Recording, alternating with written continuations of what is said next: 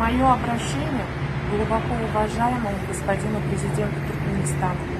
Меня, мать-одиночку с двумя детьми, одной из которых 12 лет, выселили на улицу. Не выселили, выкинули в минусовую температуру. 2 года я доказывала свою правоту за эту однокомнатную квартиру, в которой я жила более 19 лет, но не смогла доказать ничего. Мое имущество, мои вещи, все стоит теперь в подъезде. Мои дети ночевали сегодня на улице при -3, минусовая температура. Спали в машине, чтобы не замерзнуть. Сегодня будет то же самое. Глубоко уважаемый господин президент Туркменистана, восстановите справедливость.